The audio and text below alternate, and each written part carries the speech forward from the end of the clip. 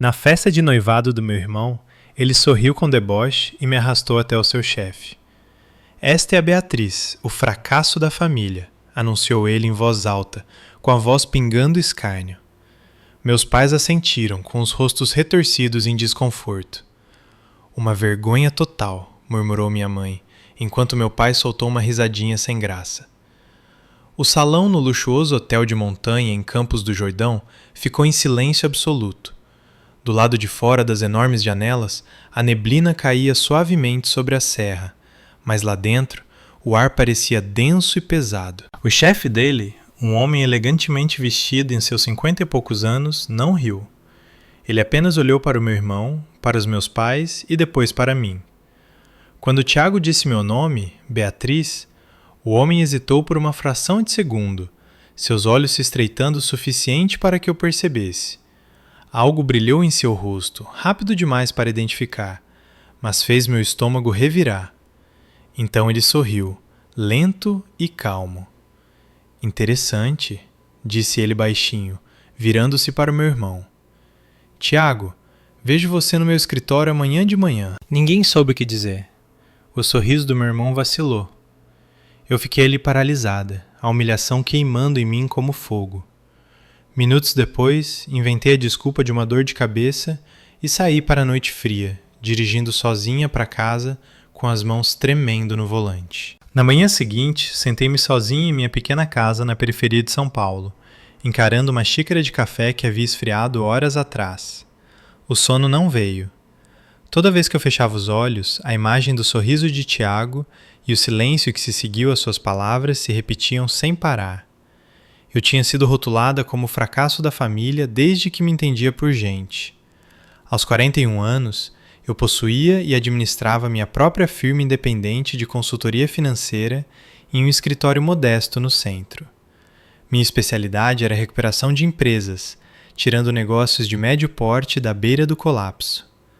O trabalho não era glamouroso, ninguém dava festas para reestruturações silenciosas de dívidas ou negociações discretas com fornecedores, mas pagava as contas, e na última década construiu uma reputação entre proprietários que precisavam de ajuda sem alarde. Os clientes confiavam em mim porque eu entregava resultados de forma silenciosa e eficaz. Minha família nunca reconheceu nada disso. Para eles, sucesso significava cargos visíveis, escritórios luxuosos na Faria Lima, elogios constantes e postagens em redes sociais. Tiago, 5 anos mais novo, sempre fora estrela. O charme fácil, o cargo de marketing numa empresa de logística em crescimento, a noiva de boa família. Meus pais o paparicavam sem fim. Cada promoção, cada carro novo, cada foto de viagem era emoldurada e celebrada. Meus feitos recebiam, na melhor das hipóteses, acenos educados, geralmente seguidos por um suspiro sobre como eu deveria me aquietar ou encontrar algo mais convencional. 3 meses antes da festa de noivado, Tiago me ligou do nada. Irmã, preciso de um favor, disse ele, com a voz leve como se estivesse pedindo uma carona para o aeroporto. Mariana e eu estamos planejando essa festa na serra e estou atolado no trabalho. Você é boa com essas coisas chatas, né? Poderia cuidar de alguns contratos de fornecedores? Eu deveria ter recusado, mas ele era meu irmão e, apesar de tudo, isso ainda tinha peso. Então, concordei em ajudar um pouco. Começou pequeno, revisando orçamentos de buffets e floristas. Foi quando notei problemas sérios. Um contrato que Tiago já havia assinado com o coordenador principal do evento continha uma cláusula que poderia deixá-lo exposto a multas massivas se os prazos ou entregas falhassem. Era um descuido, o tipo de erro que poderia facilmente levar a um processo se o fornecedor decidisse executá-lo. Passei 3 noites ao telefone renegociando, removendo a linguagem arriscada e garantindo melhores condições de pagamento. Tiago nunca perguntou o que eu mudei, apenas disse "valeu" e seguiu em frente. Depois vieram os depósitos. 2 semanas antes do evento, o fotógrafo e a banda enviaram lembretes de que os pagamentos estavam atrasados e que estavam se preparando para cancelar. Tiago havia esquecido em meio a algum prazo de trabalho. Se essas reservas caíssem, a festa inteira colapsaria. Sem fotos profissionais para o grande anúncio, sem música para as danças que Mariana havia planejado com tanto cuidado. O hotel tinha regras rígidas, sem reembolso da reserva se os principais fornecedores desistissem. Eu mesma transferi os depósitos, R$40 mil para o fotógrafo e outros R$30 mil para a banda. Usei o dinheiro de um adiantamento de um cliente recente, dizendo a mim mesma que resolveria isso depois. Tiago prometeu me pagar imediatamente. Você salvou minha vida, Bea, ele enviou por mensagem. O dinheiro nunca chegou. Continuei trabalhando. A florista tentou adicionar quase R$20 mil em cobranças premium que não estavam na proposta original. Eu percebi, liguei diretamente para eles e forcei uma fatura corrigida. A empresa de buffet cotou taxas inflacionadas para o serviço de bar. Negociei uma redução de 20% após mostrar os preços dos concorrentes. Cada ajuste foi feito silenciosamente do meu escritório em casa, tarde da noite ou de madrugada, para não interferir com meus clientes reais. Tiago nunca soube o quão perto o evento esteve do desastre. Para ele, tudo simplesmente funcionou. No hotel, ele ficou aceitando elogios sobre como tudo estava perfeitamente organizado, como a estrutura parecia profissional. Mariana sorria ao lado dele, agradecendo por ele ter tornado o sonho dela realidade. Então, na frente de todos, ele me arrastou para frente e me chamou de fracasso da família. Se eu não tivesse intervindo, se não tivesse corrigido seus erros, coberto suas omissões e negociado seus maus negócios, aquela festa não teria acontecido daquela forma. Sem fotos, sem música, possivelmente sem lugar. Ele teria parecido incompetente na frente da família de Mariana, de seus colegas e de seus futuros sogros. Mas ninguém sabia, nem minha mãe, nem meu pai, nem Tiago. Eles viram o evento impecável e deram a ele todo o crédito. Eles me viram sentado em silêncio e assumiram que eu não tinha contribuído com nada, como sempre. Eu passei anos provando que eles estavam errados do meu próprio jeito, construindo um negócio que ajudava empresas reais a sobreviver a crises reais. No entanto, aos olhos deles, eu continuava sendo a decepção. Aquela que nunca se casou, nunca se gabou, nunca exigiu atenção. Naquela manhã, sozinha em minha cozinha silenciosa, o peso de tudo isso me pressionou mais do que nunca. Eu havia consertado tudo para ele novamente, e ele me retribuiu me humilhando diante de uma sala cheia de gente. Pela primeira vez, perguntei-me seriamente por que continuava fazendo isso. Por que continuava protegendo alguém que nunca me protegeu? Olhei para o café frio e percebi algo gélido e claro. Passei toda a minha vida adulta tentando ganhar um lugar em uma família que já havia decidido que eu não pertencia a ela. Na terça-feira da semana seguinte, um SUV preto e elegante estacionou em frente ao meu pequeno escritório no centro. Olhei da minha mesa e vi um homem de seus 50 e poucos anos sair, vestido com um terno azul marinho impecável, carregando uma pasta de couro. Ricardo Mendes entrou no prédio sem ligar antes. Minha assistente ainda não tinha chegado, então eu mesmo o recebi na recepção. Ele parou por um momento para observar o espaço. Mesas simples, arquivos organizados, alguns diplomas emoldurados e depoimentos de clientes na parede, com respeito visível nos olhos. Então, ele me encarou diretamente, com uma expressão séria, mas acessível. "Beatriz", disse ele, oferecendo um aperto de mão firme. "Você tem tempo para uma conversa?" Assenti, surpresa, mas curiosa sobre por que o chefe de Tiago apareceria sem avisar. Eu o guiei até a pequena mesa de reunião no canto da sala. Ele se sentou à minha frente, colocou a pasta na mesa e começou sem rodeios. "Aquela noite no Hotel na Serra", disse ele com a voz pausada. "Quando seu irmão a apresentou e mencionou seu nome, Beatriz, eu não associei imediatamente. Mas a maneira como você ficou ali, completamente calma, sem reação externa, sem tentar se defender, aquilo ativou algo. No caminho de volta para casa, tudo voltou." Ele fez uma breve pausa, avaliando minha resposta. Permaneci em silêncio, deixando-o continuar. "Há 15 anos, eu era dono e operava uma empresa de logística de médio porte, sediada aqui em São Paulo. Tínhamos expandido demais, pegado empréstimos pesados para novos galpões, assinado contratos de longo prazo desfavoráveis e o fluxo de caixa estava desaparecendo rápido. O pedido de falência estava a menos de 2 meses. Meu pai havia morrido no ano anterior, deixando-me o negócio em um estado vulnerável, e eu estava prestes a perder tudo pelo que ele trabalhou. Os detalhes começaram a voltar para mim. Tinha sido no início da minha carreira, um dos primeiros projetos que gerenciei completamente sozinha. Após me tornar independente aos 26 anos, determinada a estabelecer meu nome em consultoria de reestruturação, entrei em contato com ele. Ricardo continuou. Nenhuma conexão mútua, nenhuma discussão de honorários antecipada. Ela passou semanas revisando todos os livros contábeis sem cobrar nada, identificando cada área onde o dinheiro estava vazando. Rotas de frete mal negociadas, acordos de fornecedores superfaturados, multas ocultas nos termos de empréstimo. Ela entregou um plano de reestruturação preciso. Priorizar renegociações com credores, liquidar ativos de baixo desempenho, cortar redundâncias operacionais sem demissões em massa. Ele abriu a pasta e deslizou cuidadosamente um relatório antigo sobre a mesa. A capa dizia: Beatriz, consultora financeira independente. No mesmo formato limpo que eu ainda usava hoje. Marcadores concisos, fluxo lógico, sem palavras desnecessárias. Eu guardei isso todos estes anos, admitiu ele, porque você salvou a empresa sem cobrar uma única hora. Quando insisti em pagar depois que a implementação começou a mostrar resultados, você recusou. Disse que estava apenas começando sua prática e que não podia aceitar pagamento de alguém que enfrentava uma crise genuína.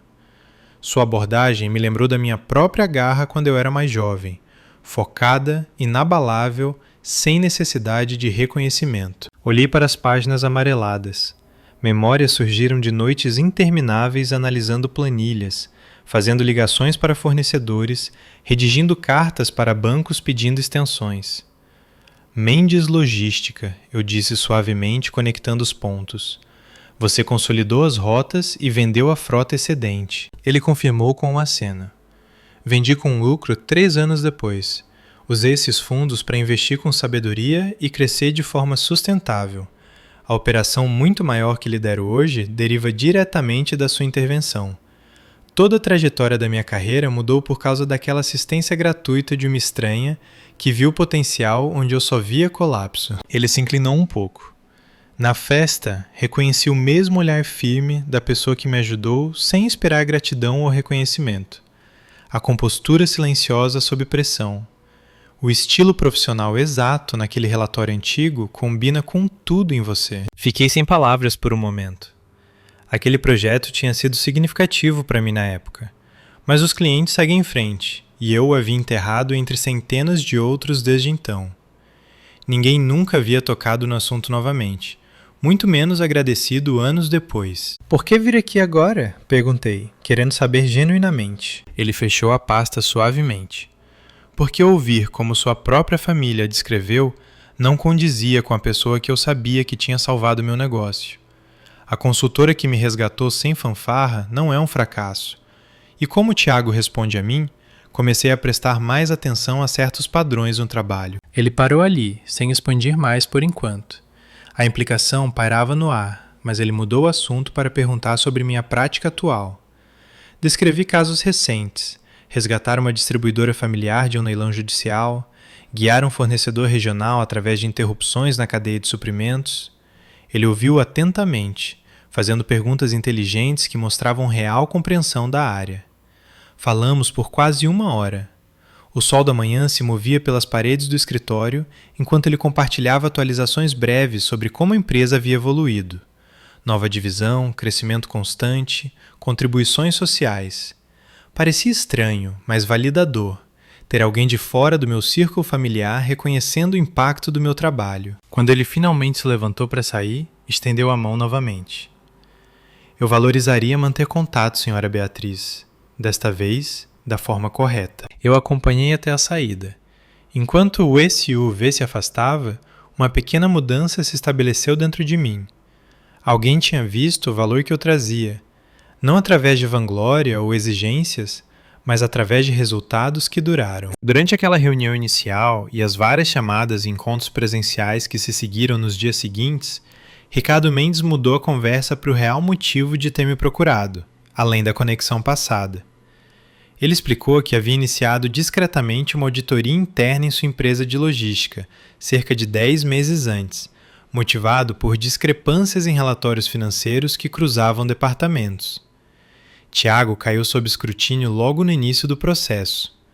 Ricardo apresentou as evidências de maneira calma e organizada, espalhando relatórios impressos, cadeias de e-mails e planilhas anotadas na mesa de reunião. O problema mais significativo envolvia um contrato de alto valor com uma rede nacional de varejo para a logística de distribuição. O projeto havia sido creditado publicamente a Tiago como sua iniciativa pessoal. Ele entregou a apresentação final, aceitou as felicitações da alta liderança e recebeu um bônus de desempenho substancial, além de uma recomendação de promoção. Na realidade, o trabalho central havia sido realizado por um analista júnior chamado Nathan. Nathan passou 6 meses pesquisando dados de mercado, construindo modelos financeiros e redigindo a proposta inicial. Tiago juntou-se à equipe apenas nos 2 meses finais e sistematicamente assumiu o crédito. Registros de e-mail mostravam-no orientando os membros da equipe a enviar todas as atualizações pessoalmente para ele. Ele então encaminhava essas atualizações para os executivos com leves readequações, apresentando-as como ideias próprias. A comissão ligada ao negócio chegou a R$ 250, 000, além da visibilidade que acelerou sua carreira. Isso era apenas o começo. Ricardo abriu outra pasta contendo 18 meses de relatórios de despesas. Tiago vinha rotineiramente enviando gastos pessoais como custos comerciais legítimos. Uma viagem de fim de semana para o Rio de Janeiro foi documentada como reuniões de desenvolvimento de clientes. Uma estadia em um hotel de luxo em Florianópolis foi rotulada como coordenação de eventos de networking. Compras de roupas de grife, ternos, sapatos, acessórios, foram categorizadas como traje profissional exigido para apresentações executivas. Até alguns custos preparatórios para sua festa de noivado, como degustações de buffet e visitas para escolha do local, foram discretamente faturados na conta da empresa. O total de cobranças fraudulentas excedia R$ 600 mil. O padrão começou pequeno, reembolsos menores que passaram despercebidos, e cresceu gradualmente à medida que nenhuma pergunta imediata surgia. A equipe de contabilidade forense de Ricardo cruzou cada item com extratos de cartão de crédito pessoal, entradas de agenda e itinerários de viagem. As inconsistências eram inegáveis. Fiquei ouvindo com uma mistura de incredulidade e reconhecimento sombrio. Tiago sempre foi rápido em pegar atalhos quando isso beneficiava. Ver a trilha documentada tornava impossível descartar o comportamento como mero descuido. Por que compartilhar isso comigo especificamente? Perguntei durante uma de nossas chamadas posteriores. Ricardo respondeu pensativo. Porque preciso de alguém em quem eu possa confiar para gerenciar a próxima fase. Recentemente, adquirimos 2 subsidiárias menores e a operação combinada gera cerca de R$ 300 milhões em receita anual. Estamos reestruturando para eliminar redundâncias, integrar sistemas e garantir conformidade financeira. Isso requer uma consultora independente com expertise comprovada em recuperações, alguém que priorize a precisão acima da política. Ele deslizou a proposta formal de contrato sobre a mesa durante nossa próxima reunião presencial. Os termos eram claros. Um contrato de 6 meses, R$ 1.500.000 em remuneração, com provisões para extensão baseada em resultados. O escopo incluía auditar departamentos sobrepostos, recomendar eficiências operacionais e supervisionar a integração financeira sem viés. Revisei o documento cuidadosamente. O projeto exigiria tempo significativo, visitas a locais, análise de dados, reuniões com partes interessadas, mas o pagamento representava mais do que eu costumava ganhar em um ano inteiro. Mais importante, era uma oportunidade de aplicar minhas habilidades em uma escala maior, trabalhando diretamente com uma equipe executiva que já respeitava meu histórico. Eu não posso estar envolvido em nenhuma decisão sobre o Tiago pessoalmente, esclareci. Você não precisará estar, assegurou-me Ricardo. As evidências são independentes e se sustentarão sozinhas. Seu papel se concentrará exclusivamente no projeto de reestruturação. Levei alguns dias para avaliar como o compromisso se encaixaria com minha carga atual de clientes. Fiz projeções preliminares, considerei a logística de viagens entre São Paulo e as sedes regionais e pesei o impacto potencial em minha firma. A oportunidade era substancial e a confiança que Ricardo depositou em mim parecia validadora de uma forma que poucas coisas haviam sido. Antes de eu assinar, durante nossa última ligação da semana, Ricardo mencionou um ponto adicional quase casualmente.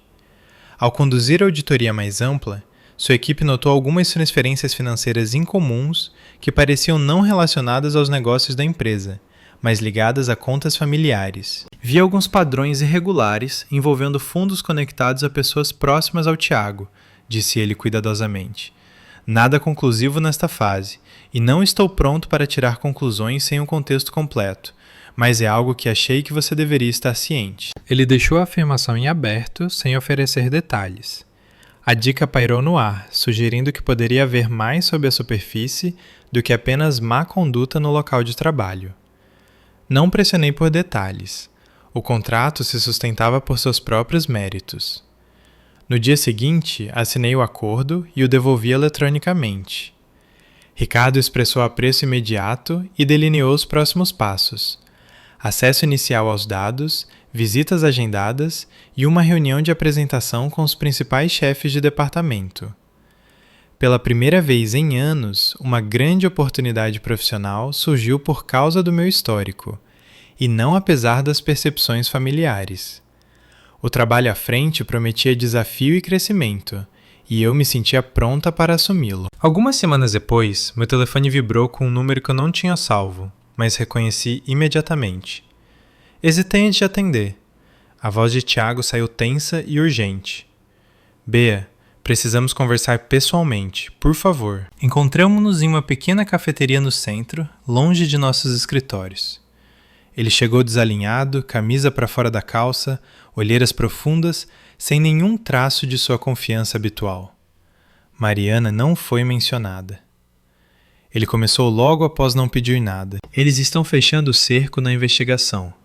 Relatórios de despesas, o contrato do varejo, a coisa está ficando séria. As pessoas do Ricardo querem corroboração de qualquer pessoa familiarizada com meus processos. Fiquei em silêncio, deixando continuar. Você já deu uma olhada em alguns dos meus trabalhos antes? Lembra? Opiniões rápidas sobre apresentações. Se você pudesse apenas confirmar para eles que trocamos ideias, que eu te consultei sobre estratégias, isso teria peso.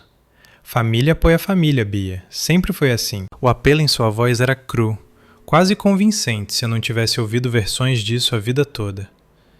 Eu não vou mentir, disse eu calmamente. A expressão dele endureceu. Você me deve pelo menos isso. Mamãe e papai sempre depositaram as esperanças deles em mim. Você não pode simplesmente assistir a isso acontecer. Eu não te devo mentiras, e vou ficar fora disso. Ele agarrou a borda da mesa. Isso pode acabar com a minha carreira. O casamento, tudo que construímos vai sumir. Você realmente quer ser aquela que deixa isso acontecer? Empurrei minha cadeira para trás. Suas escolhas, Thiago, não minhas. Ele me seguiu até a porta, baixando a voz. Pense no que isso faz com a família. O contato escalou depois disso. Ligações em horários estranhos, algumas de números bloqueados, mensagens de voz começando apologéticas, tornando-se acusatórias, alegando que eu estava com inveja, que sempre me ressenti do sucesso dele. Mensagens de texto chegando em rajadas, lembretes de feriados que eu hospedei, favores que fiz, agora enquadrados como dívidas que ele estava cobrando. Então, os e-mails surgiram no sistema seguro da empresa. Mensagens parecendo vir de um endereço quase idêntico ao meu profissional, com apenas um caractere de diferença no domínio. O conteúdo era explícito. Sugestões passo a passo sobre como transferir custos pessoais para linhas de negócios. Conselhos sobre como reatribuir contribuições de equipe em avaliações de desempenho. Estavam datados para sugerir uma consultoria contínua, posicionando-me como cúmplice. Descobri-os durante uma revisão padrão dos drives compartilhados para meu projeto de reestruturação. Os registros de data e hora estavam agrupados, todos criados dentro de uma janela estreita em uma noite. Os registros de IP apontavam diretamente para a estação de trabalho de Tiago. Documentei tudo meticulosamente: capturas de tela, metadados exportados, registros de acesso. Encaminhei o pacote para o oficial de conformidade do Ricardo I e depois confirmei meu envolvimento quando solicitaram um depoimento. A resposta foi rápida. Recebi um convite para observar a audiência disciplinar de uma sala com vidro espelhado, dada minha condição de contratada e relevância direta. Tiago entrou na sala de conferências parecendo composto a princípio, terno passado, notas na mão. O painel incluía Ricardo, o diretor financeiro, a diretora de RH e o consultor jurídico. Eles procederam metodicamente, projetando evidências na tela, recibos incompatíveis, cronogramas de projeto alterados e, agora, a correspondência forjada tentando me incriminar. Ele começou com explicações. Prazos de alta pressão levando a erros de categorização, dinâmica de equipe onde o crédito naturalmente fluía para cima. Quando pressionado por detalhes, ele mudou para emoção, a voz falhando enquanto descrevia o estresse do planejamento do casamento e as expectativas de desempenho. O painel permaneceu impassível. A diretora de RH entregou o resultado profissionalmente. Demissão imediata por justa causa por má conduta grave, incluindo fraude e tentativa de obstrução. A empresa buscaria recuperação civil de todos os fundos desviados, totalizando mais de R$600 mil, através de canais legais. Dada a natureza deliberada e a escala, as autoridades seriam notificadas para possível processo criminal. A segurança apareceu prontamente. Tiago recolheu seus pertences em uma caixa padrão, sendo escoltado para fora por uma porta lateral. Seu rosto estava em branco enquanto passava pelo vidro, sem saber que eu estava lá. Saí do prédio pouco depois, dirigindo para casa pelas ruas familiares. Nenhuma onda de vitória surgiu em mim, nenhuma satisfação em vê-lo cair. Apenas um alívio profundo e gélido, como expirar depois de prender a respiração por décadas. O prejuízo era dele para cá, construído a partir de decisões que ele tomou sem considerar as consequências. Não senti desejo de celebrar, apenas o reconhecimento silencioso de que alguns padrões finalmente se quebraram, deixando espaço para algo mais limpo. 2 meses se passaram. Um convite chegou pelo correio da tia Helena, manuscrito e formal, solicitando a presença de toda a família para um jantar em sua casa em um bairro residencial de São Paulo. Ela sempre fora observadora silenciosa do lado da minha mãe, viúva cedo, vivendo de forma independente na mesma casa por décadas. Quase recusei, mas o bilhete incluía uma linha pessoal. É hora de falarmos abertamente. Por favor, venha. A noite estava fresca quando cheguei. Carros ocupavam a calçada. O sedã dos meus pais, o SUV de Tiago, veículos pertencentes a 2 primos e seus cônjuges. Lá dentro, a mesa da sala de jantar estava posta para 10 pessoas, velas acesas, o aroma de assado e batatas enchendo o ar. Tia Helena me recebeu na porta com um abraço firme, seus olhos vivos aos 73 anos. Obrigada por vir, Beatriz. Todos os outros já estavam sentados. Mamãe e papai em uma ponta, posturas rígidas. Tiago ao lado de uma cadeira vazia que deve ter sido de Mariana. Ela não estava lá. Os primos Marcos e Lúcia com seus parceiros, trocando olhares inquietos. O jantar começou educadamente, passando pratos, conversas superficiais sobre o tempo e feriados. Tia Helena esperou até que os pratos estivessem cheios antes de se levantar na cabeceira da mesa. Pedi que todos viessem aqui porque fiquei em silêncio por muito tempo, disse ela, com a voz firme e clara. Esta família tratou a Beatriz como se ela não importasse por anos. Cansei disso. Meu pai tentou interromper. Helena, isto não é... Ela levantou a mão. Você vai ouvir esta noite, Jorge. Ela virou-se para a sala. Deixe-me contar sobre a sobrinha que vocês ignoraram. Há 8 anos, quando fui diagnosticada com câncer, os custos do tratamento excederam minhas economias e o plano de saúde. Eu estava pronta para hipotecar a casa. Beatriz pagou as contas restantes, mais de R$200 mil, sem contar a ninguém. Ela enviou o dinheiro através da fundação do hospital para que eu não soubesse a princípio. Só descobri quando uma carta de agradecimento chegou endereçada a ela. O garfo da minha mãe parou no ar.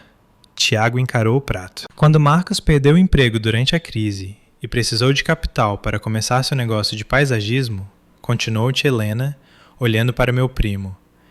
Quem forneceu o empréstimo sem juros que o ajudou no primeiro ano? Beatriz. 100 mil reais, pagos lentamente ao longo do tempo, sem pressão. Marcos assentiu devagar, com os olhos baixos. Ela me disse para não contar a ninguém. E o marido da Lúcia? Continuou tia Helena. Quando a startup dele estava falhando e eles enfrentavam despejo, quem cobriu 6 meses de aluguel silenciosamente? A mesma pessoa. A sala ficou ainda mais silenciosa. Ninguém encontrava meus olhos. Mas o pior, disse tia Helena, a voz ficando mais tensa, é o que aconteceu com o fundo de educação do avô de vocês. Ele deixou dinheiro de lado, especificamente uma cota para cada neto. A parte da Beatriz era de 250 mil reais, destinados à sua faculdade e ao início da carreira. Jorge e Isabel, vocês retiraram tudo e redirecionaram para as contas do Tiago, para a faculdade particular dele e o primeiro apartamento. O rosto do meu pai ficou vermelho. Aquele dinheiro foi investido para o filho com mais potencial. Vocês decidiram que a Beatriz não tinha nenhum, então pegaram o que era dela, cortou tia Helena. A voz da minha mãe estava fraca. Achamos que ela se viraria sozinha. Ela sempre se virou. O Tiago precisava do impulso para ter sucesso. Tiago falou, defensivo. Eram tempos difíceis. Todos fizemos sacrifícios. A Beatriz ficou bem de qualquer jeito. Tia Helena olhou diretamente para ele. Bem, enquanto você usava a herança dela para construir a vida de que se gabava, e agora, depois de tudo o que aconteceu no trabalho, você ainda se senta aqui agindo como se tivesse direitos. Ele se mexeu desconfortavelmente. Isso é outra coisa. Má sorte no escritório. Ninguém respondeu. Os primos trocavam olhares, claramente desconfortáveis, mas sem contradizê-la. Tia Helena dirigiu-se à mesa novamente. Beatriz nunca falou nada porque não precisa da validação de nenhum de vocês. Ela construiu sua vida em seus próprios termos, mas não permitirei que esta família continue chamando-a de fracasso. Ela se sentou. O silêncio se arrastou. Meu pai limpou a garganta, começou a falar, depois parou. Minha mãe enxugou os olhos com o guardanapo. Tiago empurrava a comida pelo prato. Fiquei quieto o tempo todo. As revelações não eram novas para mim. Eu sabia sobre o fundo há algum tempo, mas ouvir aquilo dito em voz alta diante de todos mudou algo. O jantar terminou de forma estranha. As pessoas saíram logo após a sobremesa. Murmúrios de despedida, nenhuma conversa prolongada. Tia Helena me acompanhou até o carro. Eu precisava dizer isso, sussurrou ela, por você e pela verdade. Eu a abracei. Obrigada. Dirigindo para casa, as palavras ecoavam. Pela primeira vez, alguém tinha falado por mim sem que eu pedisse. 1 ano depois, tomei a decisão final. Mudei meu número de telefone, atualizei todos os contatos profissionais e configurei filtros de e-mail para bloquear qualquer coisa vinda de endereços familiares. Cartas ficaram sem resposta. Conexões em redes sociais foram cortadas, sem explicações, sem mensagens de despedida, apenas silêncio. O projeto de reestruturação com Ricardo Mendes terminou com sucesso antes do prazo. As subsidiárias integradas operavam de forma mais enxuta, em conformidade e com lucro. Ele ofereceu uma extensão, um cargo de consultoria contínua no nível executivo com opções de ações. Aceitei. Minha firma cresceu. Novos clientes vieram através de indicações da rede dele. Pela primeira vez, meu trabalho operava em uma escala condizente com minhas capacidades, livre das velhas sombras. Mudei-me para um escritório maior no centro, contratei 2 associados e assumi casos pro bono selecionados, ajudando pequenos negócios em crise da mesma forma que comecei. Os dias pareciam propositais, sem fardos. Notícias filtradas através de canais distantes chegaram sobre os outros. Tiago e Mariana se separaram discretamente e depois se divorciaram. A recuperação legal da empresa drenou as economias dele. Sentenças civis acumularam-se com juros. Candidaturas a empregos não davam em nada. Verificações de antecedentes revelavam a demissão por fraude.